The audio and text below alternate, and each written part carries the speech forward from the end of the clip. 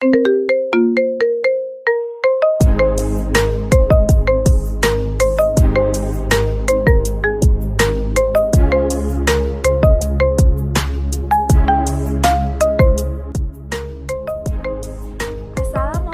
warahmatullahi wabarakatuh. Selamat pagi anak-anak. Gimana kabarnya hari ini? Alhamdulillah, luar biasa. Allahu Akbar. Hari ini siapa yang gak masuk? Oke, Ibu coba presensi dulu ya. Sela, Eria, Ida, Syifa, Bayu, ya.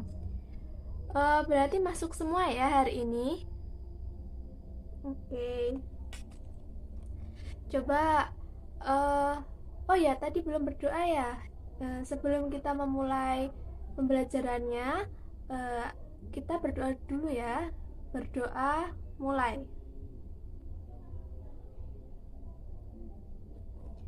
Doa selesai. Oke. Siapa yang masih ingat pelajaran yang kemarin? Kita sudah belajar tentang apa kemarin? Kita udah belajar tentang organ-organ pada sistem pencernaan manusia. Organnya apa aja? Ada mulai dari mulut, terus masuk ke kerongkongan, lambung, usus halus, usus besar, kemudian anus. Oke. Untuk pada hari ini Ibu mau memberikan materi tentang interaksi manusia atau interaksi sosial bisa, interaksi manusia juga bisa. Oke, sebelumnya kita buka dulu bukunya. Kita buka halaman 21. Pada halaman 21 ini ada percakapan ya antara Siti, Udin, dan Lani. Coba kita baca bersama-sama ya. Ada yang jadi Siti, Udin, dan Lani. Siti, Udin, dan Lani masih membicarakan sistem pencernaan manusia. Mereka senang membicarakan tentang proses pencernaan yang berlangsung di dalam tubuh. Siti, bekal apa yang kamu bawa hari ini, Din? Udin, tenang Siti, hari ini aku membawa makanan sehat loh. Aku membawa nasi dan tumis sayur dan telur. Siti, wah, kedengarannya enak, Din. Lani, iya, enak dan sehat. Nah, sekarang aku mau tanya, apa ada yang masih ingat organ pencernaan manusia? Udin, masih? Makanan dikunyah di dalam mulut dengan gigi. Kemudian Siti, makanan meluncur masuk ke kerongkongan untuk kemudian masuk ke lambung. Lani, dari lambung makanan diubah menjadi bubur makanan yang kemudian diserap oleh apa? Udin, usus halus. Usus halus akan menyerap semua sari-sari makanan, Lan. Siti, selanjutnya makanan yang tidak dapat dicerna bergerak menuju usus besar. Udin, aku lupa apa yang terjadi saat makanan berada di usus besar ya. Kemudian Lani, usus besar menyerap air yang terdapat dalam bubur makanan dan menjadi tempat terjadinya proses pembusukan makanan, Din. Kemudian makanan yang sudah melalui semua proses tersebut masuk ke anus untuk kemudian dibuang. Siti, jangan lupa makan makanan yang sehat ya teman-teman, agar kesehatan organ pencernaan kita tetap terjaga. Nah, dari percakapan itu nanti kita bisa praktekkan di rumah bareng adik, bareng ibu, atau bareng teman. Nanti bisa di rumah mempraktekkan percakapan ini. Kemudian buka halaman selanjutnya.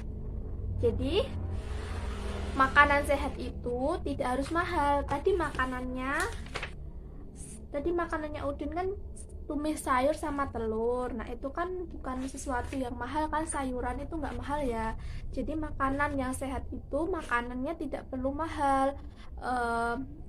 Bisa tempe, tahu, itu juga makanan yang sehat. Terus makanan itu juga merupakan sumber energi bagi tubuh kita. Tanpa makanan kita tidak memiliki energi. Kemudian selanjutnya itu bacalah teks tentang makanan pokok berikut. Yuk coba dibaca teks tentang makanan pokok. Makanan merupakan, kita baca bersama-sama ya. Makanan merupakan bahan baku utama bagi manusia untuk memproduksi energi dan memenuhi segala nutrisi yang diperlukan tubuh. Ibarat bensin yang sangat vital peranannya bagi kendaraan bermotor, makanan sangat berperan bagi tubuh manusia dalam mempertahankan kelangsungan hidup. Namun, tidak semua jenis makanan yang dikonsumsi dapat memberikan asupan gizi yang baik dan sehat. Makanan yang sehat ialah makanan yang mengandung semua zat gizi yang dibutuhkan oleh tubuh untuk memperoleh energi. Apa yang dapat kita ambil dari bacaan tersebut? Ada yang bisa menjawab? Kan tadi udah baca. Jadi kesimpulannya dari bacaan itu ada apa? Apa aja? Coba siapa yang bisa? Oke. Jadi ibaratkan bensin, makanan itu seperti bensin. Kalau misalnya kendaraan bermotor tidak ada bensinnya, kendaraan itu kan tidak bisa berjalan. Tidak bisa berjalan toh, tidak bisa digunakan, tidak berfungsi. Sama dengan makanan. Makanan itu layaknya bensin untuk tubuh kita. Kalau kita tidak makan, kita tidak memiliki energi, kita bisa nanti akan sakit, terus tidak semangat buat ngapa-ngapain, itu tidak ada energinya. Jadi cuman tiduran, nggak bisa jalan, susah jalan, malas jalan gitu toh kalau nggak punya energi. Jadi makanan itu sangat penting untuk tubuh kita.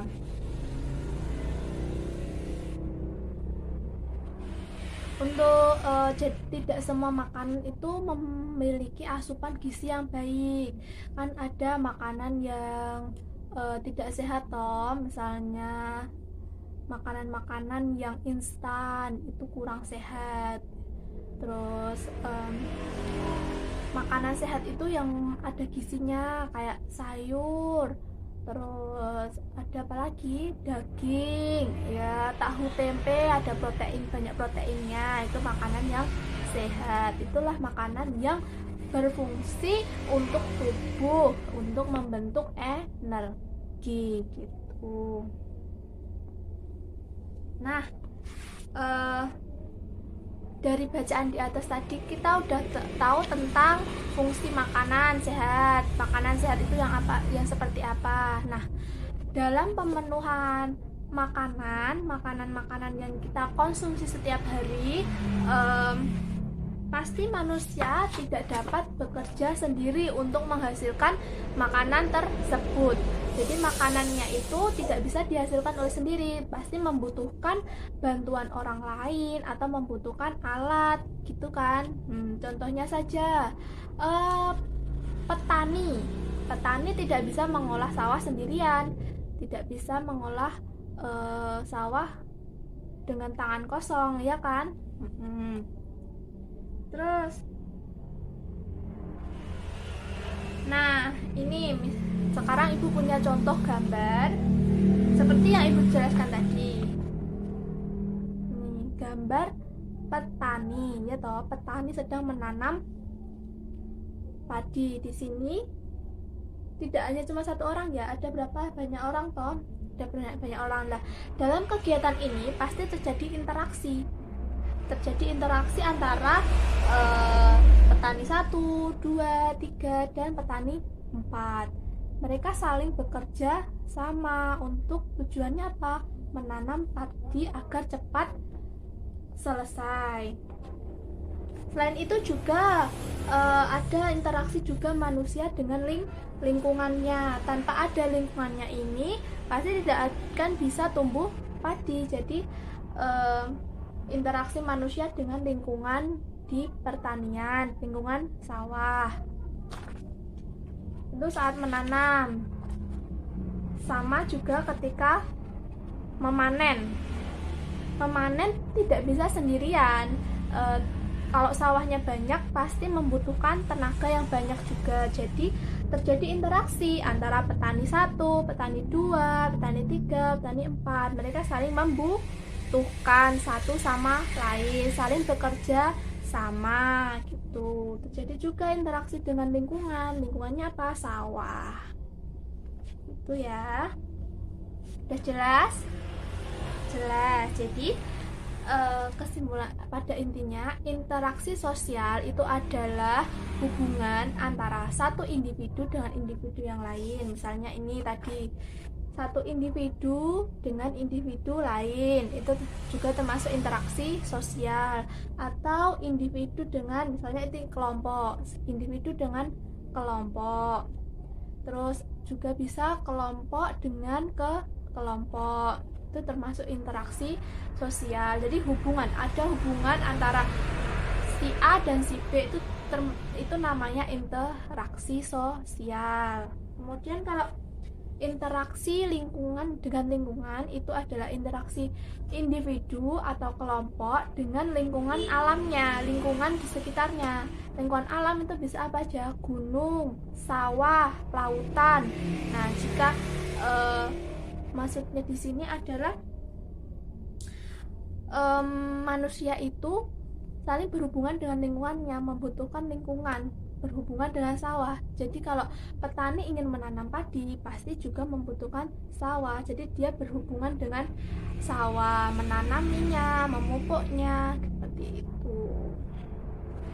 Jadi itu yang dimaksud dengan interaksi sosial dan interaksi dengan lingkungan.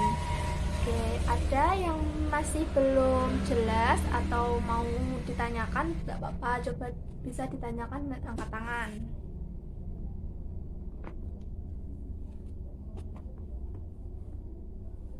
Tidak ada? Oke, kalau tidak ada, kita langsung lanjut ya. Kita buat kelompok, nanti setiap kelompok minimal 3, nggak apa-apa, 3 orang atau 4 orang. Tugasnya adalah melakukan pengamatan. Pengamatan apa? Pengamatan tentang interaksi yang ada di lingkungan sekitar. Bisa interaksi sosial, interaksi dengan lingkungan, itu bisa diamati, dipilih, dicari, kemudian nanti datanya itu dituliskan seperti tabel pada halaman 23 nih. Tabel ini ada tulisnya pertama interaksi yang dilakukan. Mereka apa yang melakukan apa? Menanam padi mungkin tadi udah, menanam jagung, berdagang gitu bisa. Interaksi lingkungan hidup. Interaksinya dengan lingkungan apa? Misalnya kalau tadi di menanam padi tadi, interaksi lingkungan hidupnya adalah manusia dengan sawah, dengan kebun. Kemudian interaksi sosialnya apa? Interaksi sosialnya adalah misalnya kalau misalnya yang interaksi sosialnya apa? Misalnya petani A dengan petani B saling membantu, atau petani A dan petani B menanam sawah, menanam padi gitu. Jadi nanti ditulis seperti pada tabel, dibuat tabel. Nah, jadi dibuat tabel, kemudian dipresentasikan ke depan kelas ya. Nanti setiap kelompok maju untuk mempresentasikan hasil pengamatannya tentang interaksi sosial di lingkungan sekitar. Oke, gitu. Ada yang masih bingung? Atau Atau ada yang belum paham tentang tugasnya, tentang materinya mungkin? Udah paham semua ya? Oke, kalau udah paham, Ibu tutup. Tapi sebelum saya tutup, saya mau kita simpulkan dulu apa yang kita dapat pada pelajaran pada hari ini. Oke, jadi kesimpulannya itu kita belajar tentang interaksi sosial. Interaksi sosial itu tadi apa? Interaksi sosial adalah hubungan antara individu satu dengan individu lainnya, atau individu dengan kelompok, atau juga bisa hubungan antara kelompok dengan kelompok yang lain. Kemudian kalau interaksi dengan lingkungan, yaitu interaksi individu atau kelompok dengan lingkungan alam di sekitarnya. Lingkungan alam bisa dengan gunung, sawah, lautan gitu. Jadi itu pembelajaran kita pada hari ini. Semoga pembelajarannya dapat masuk ya, semoga bermanfaat. Sebelum saya tutup, ada yang mau bertanya? Udah ya. Kalau gitu kita tutup dengan baca doa bersama-sama ya. Doa mulai. Berdoa selesai. Oke, terima kasih atas perhatiannya. Sampai jumpa di pertemuan selanjutnya. Wassalamualaikum warahmatullahi wabarakatuh.